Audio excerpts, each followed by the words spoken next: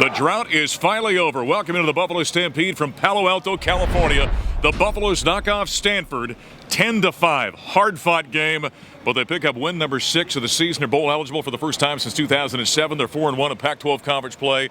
The push for the championship continues. Gary Barnett, Mark Johnson. Well, it's never easy, and this team proved it in this ballgame, but boy, did they gut out a win. Hard fought is exactly right, and the defense especially. And you said it earlier, you know, in a game like this, defense has to win the game for you. And this defense came up with 4 big turnovers, 3 interceptions, and the last one is so critical of time. And there was a lot of things in this game. There's a safety, there's, you know, 3 missed field fumbles goals on the goal line, 3 missed field goals. I mean, it had a lot in it. It's just a lot of heartburn is what it had in it. Yeah, it was nearly impossible. The Buffaloes did have 359 yards of offense, rushed for over 200, but they could never find a rhythm out there offensively. They never did. From the minute that game started, they didn't have a rhythm. The defense had a little rhythm, though, and at least we had one working for us. You know, and special teams gets a lot of criticism. They did miss 3 field goals, which is unheard of. But, you know, Alex Kinney kicked a kick that we had to have down there that died inside the 5-yard line. We covered punts as beautifully and as effectively as anybody does against Christian McCaffrey. Everything else, for the most part, went off pretty well, except we missed 3 field goals, and that's got to be that's a problem. But you know, our backup field goal kicker didn't even make the trip because he's sick. So it's an issue we got to work on. But overall, special teams did a pretty good job, I thought.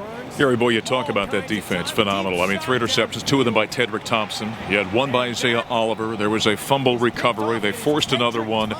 It seemed like every time this team needed a play, that unit came up enormous in this game. Well, and we talked about it so much. You know, Bobby said it on the sideline. If anybody's going to make a play, it's going to have to be on defense right now. Somebody's got to come up with it, and boom, they would. And that's what happens when you're on a roll and things are going your way. You're going to have games like this. And it's like I said after the show, I said, if you had this game a year ago, everybody would be hooting and hollering and screaming and yelling. That's right. And here it is a year later, and we're putting up 515 yards on the board, and we don't do it today, and so there's going to be people upset. I understand that, but you know, we just won. We just won a game, our 6th game of the year. We're in a bowl. We're in a driver's seat for the Pac-12 championship. Now, who would really have believed Mike McIntyre when he said that when we started the season? But we're closer and closer. We got a bye week. Can't be any better for the Buffs. You know, we've talked about the rise, and that's kind of been the theme all season long. Maybe it should be the climb that we talk about here. You're uniquely qualified to know what Mike feels like, what this program feels like at this point in time. The rest of us are happy. You've been there. You've done this. You know what it's like. Explain what's going through Mike's head. Here's what Mike's thinking. He's so relieved, and he's saying to himself, "I knew it. I knew we could do it. Not very many people believed us, but we did it." You know, and that's the way he's feeling. And now he's got a sense on the way home and over the weekend, he's going to have a greater sense than ever that they can actually end up in that Pac-12 championship.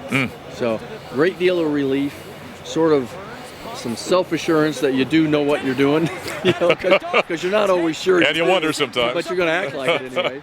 So big relief for everybody associated with this program. And I'd say this, after a hard-fought win like this, there's certainly stuff to work on, but you love the fact there's a bye week coming up, don't you? I really do. You know, it's perfect because there's going to be lots of things they can work on. They're going to get a chance to see what happens this weekend, what happens next weekend, and they're going to know exactly who and what they're going to have to do to get to that championship game.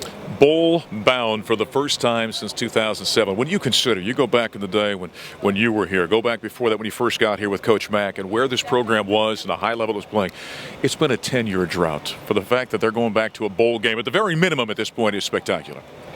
Well, and I was part of a 30-year drought at Northwestern as we tried to make it work. So I know just how relieved everybody is. And you want to say overjoyed, but it really comes down to relief. It does. That you actually can accomplish this thing, that you are worthwhile, that you can coach this game, that you can influence young people to do something they haven't done before. That's what you really feel. 10-5 the final. The Buffaloes 6-2, bowl eligible on the season. They're 4-1 in the Pac-12 South.